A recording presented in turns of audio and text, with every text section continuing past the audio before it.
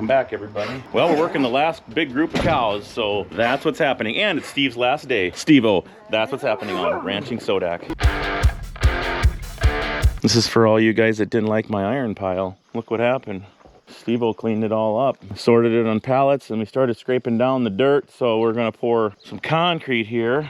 If I ever get myself caught up a little bit, we'll do like a pad out in front here, so we got a place to work. Let's go see. Last night we brought this group a couple miles from the west. We got them in the home quarter here. They're locked on this side, but there again, it got a little later. A couple calves didn't make it in, so we got to go double check and make sure stuff is together, or if we missed anything, that kind of stuff. Well, this is the direction we came from. I don't see anybody that we missed. There is one calf on the other side of the fence up here, but I'm gonna just see if we move these cows away, if he might just slip right back through. This is 3-strand hot. It doesn't have a lot of energy in it. A little challenging with the old sweet clover. They're in the gate running up. Get them lined out somewhere, and then they kind of bust their own path. A lot of this stuff is pretty thick and tall. Of course, this is the second group we've had in here, so it's getting better. The other side was terrible last night. I should have mowed some of those weeds where we had fed by the water tank 5-10 years ago, 8-foot tall ragweeds, but I guess that's what 20 inches of rain does in July and August. As you can see,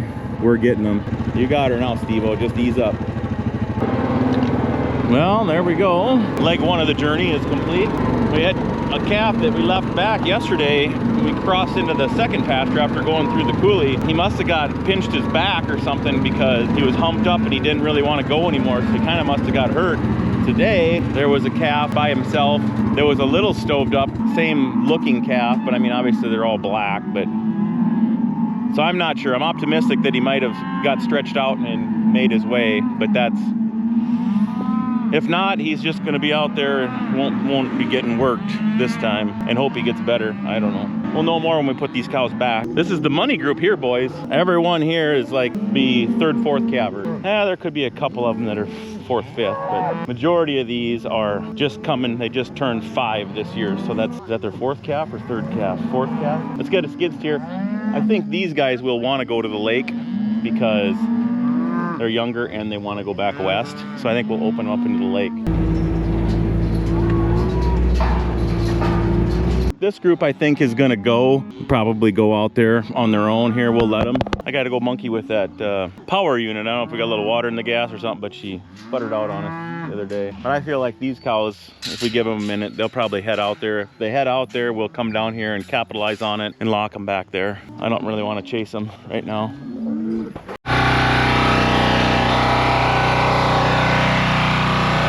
Well, I drained some of the gas out, figuring water was at the bottom. Filled the carburetor bowl with seafoam, put it back on, she fired up. Water in the gas, she won't burn. So we're back in action. So they're in the lake pen, but now they need to leave. We got her set up, so when they go back, they'll go right into the corral.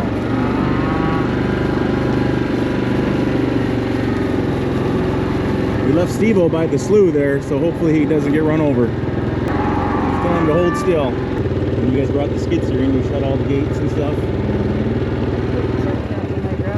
All these younger cows, they go a lot faster, and some of the old cows, they know they smell a rat when they start to go back and they stop in the gate, but most of these kept going. They're bogging down a little bit, but we're full here at the gate. Probably should leave someone up there. They're moving. Get this gate shut right away, and then I can go up and help.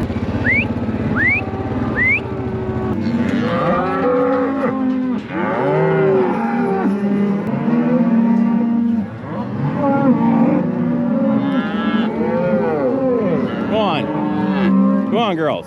Get up. Get up. Get up. Get up. Get up. Get up. Get up. Get up. Get up. Get up. Start up. Start up. Start. Start. Start. Start. Start. Start. Start. Go on. Start up there. Start up. Get up. Get up. Get up. Start. Start.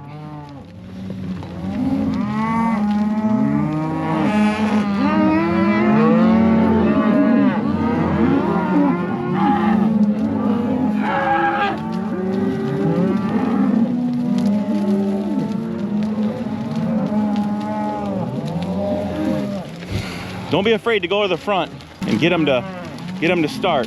Now we got a lot coming. Now I'm actually standing in the hole, trying to slow them down.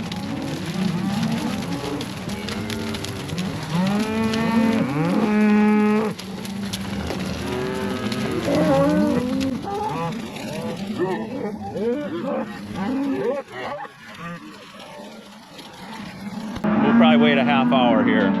We'll let them all get paired back up and chill out.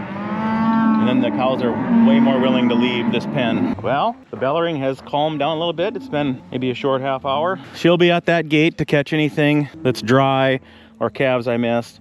For the new viewers, this is the calf catch gate. I'll be up there. I'll let cows down or let cows out. Calves will just drift down here with a few cows. They usually come down here and circle, and then the calves start to shoot underneath here, and then they can go down and go nose to nose with their mom down there. Steve-O's gonna go to the back, and he's just gonna walk back and forth. Just kind of keep putting the pressure, gently keeping the herd pushed up here. Go for it, bud.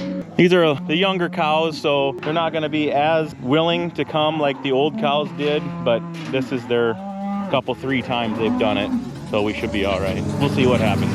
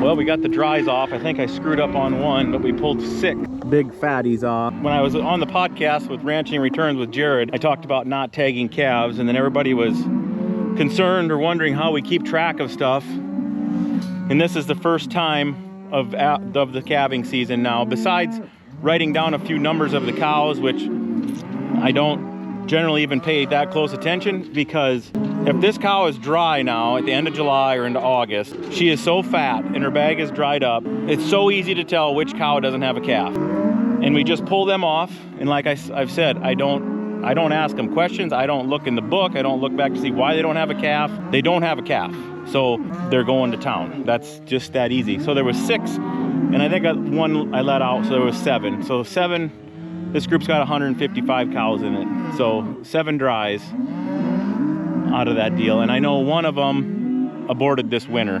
I did recognize that cow, and I think I screwed up. I might have screwed up on 2, who knows, but still 5% maybe on calving with nobody doing anything. We'll get a count on the calves and see how we did.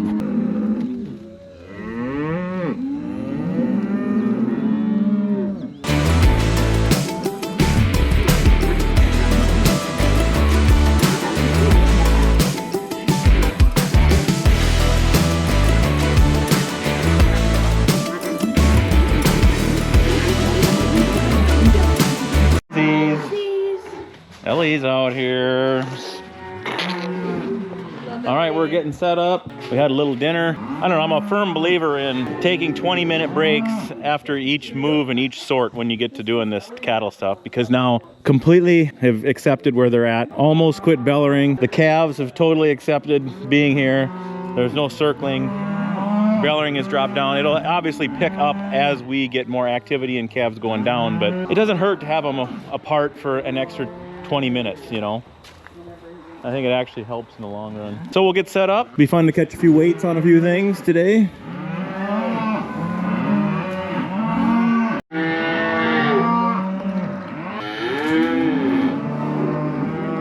Steve-O's got the remote, but he keeps playing with it like a kid. Kind of like when you pick up a cordless drill. He keeps opening and closing the back gate. Let's show the viewers that have never seen this operation before. Steve-O's got a remote in his hand. This thing is a power unit that I made a Orbit motor. This is an old Orbit motor, and I put a pulley on it to gear it up. And then this is the actual Aeroquip wheel. So all I did is rod through there, and I hooked the wheel to the bolt, so the wheel has to turn. And then I put a little grit under here, like tread tape, and some bed liner off of the, like a spray and pickup box. Runner, Steve. So now he can open and close this back gate, and nobody's got to be here to do this.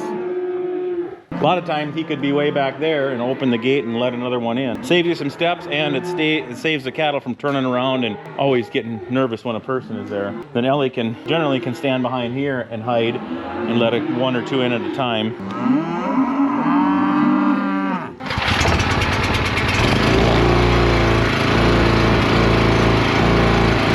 Steve-O, activate. Bring 10 head. I'll film him as he comes around the corner. Probably give the camera to Steve-O. These are some dandies here, boys.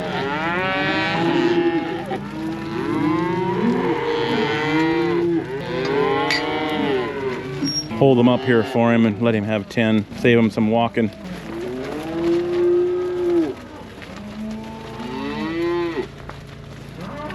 Gotta come more this way, Steve-O.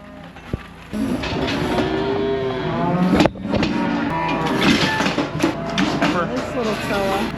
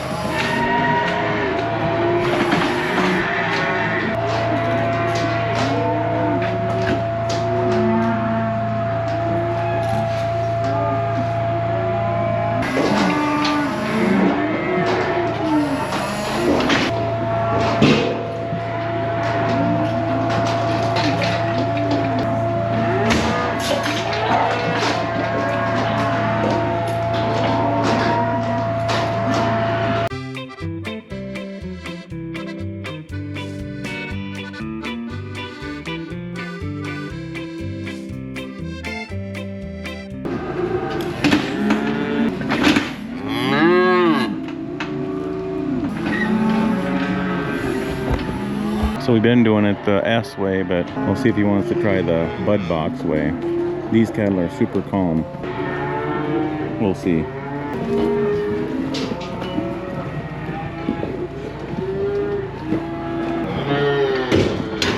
think you better close it, Steve-O. Oh, I see. You do the jammer, huh? You're plump full probably up. There you go. Nice. Kind of worked last time if I hid here. Not really hide, but like statued.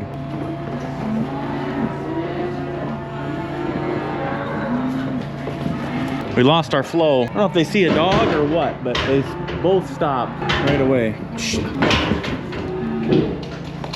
There we go. Go on, Calves. Probably just shut it now, Steve. So you got 2 back there. Shut it. Yeah, perfect. Then you leave 2 and then they don't freak out. Well, we got a little tourist action going on, kind of family tourist. This is, well, Jim here. We all know Jim, then his wife Carla. That's their grandson, and then the great-grandchildren. So they're all checking it out. We got 38 to go, so we'll get to have them watch a few here as we run them through. So these guys are from town, but here, I'll let you turn the camera around. You can film us in some action. You can even film yourself a little bit. Get up close.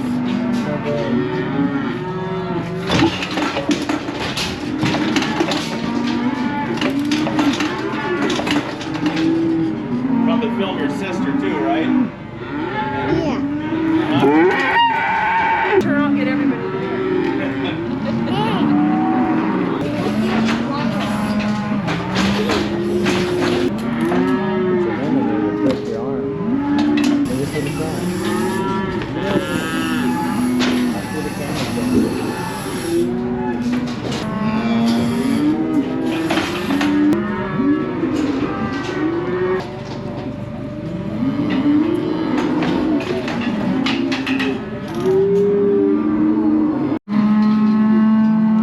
So we got them all. I just opened the gate real small and then I stand up here and get them to go by me again. It's mainly to control them and to get them to a little more calmer. I want to get on this side though. Now I can control the flow a little bit better.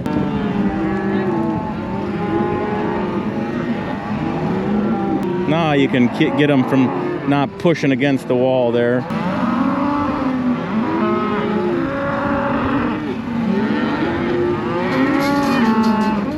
More you can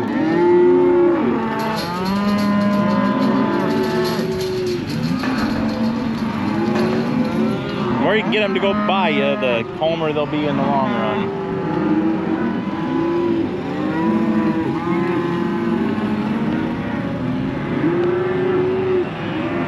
We didn't do much after working cattle. We fixed a little fence and got them moved back. Looky. Treating old Steve-O to a little, oh, they're not quite done yet. Are they? I don't normally buy patties, or have patties made.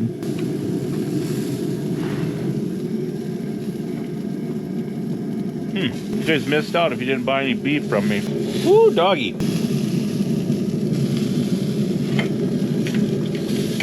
Don't do that. And you can have more than 1 burger. You guys can each have a couple burgers. Steve-O's getting fed for a week's worth of work. We're gonna feed him one more time. Johnny J, he snuck in on us too. For the food. Oh yeah. You could smell the grill. Yeah. Delicious. Now we got to get the wrap up from Steve-O here for the week. All right, Steve-O, how was your week at the Oak Creek Ranch this year on ranching Sodak? It was good. Got to do some different things than what we did last year, so that was cool. Enjoyed doing some hay, doing some more cattle stuff. I got some great food from Matt and Kari, so that was great. So yeah, a lot of good things.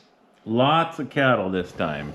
I think Steve-O ran through just right around 300 calves for me, so he did good in the back there. What about last night's adventure? What was the highlight of the roundup there? Oh yeah, I think that was the best. Herding the cattle back to the farm and riding 4-wheeler in the dark, trying to chase black cattle in the dark.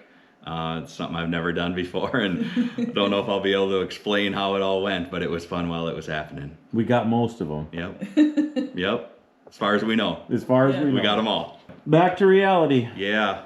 Tuesday, back to work. Back to the office. Thanks for tuning in. Steve-O did a great job, and we'll catch you on the next one. Peace. Here comes Steve-O.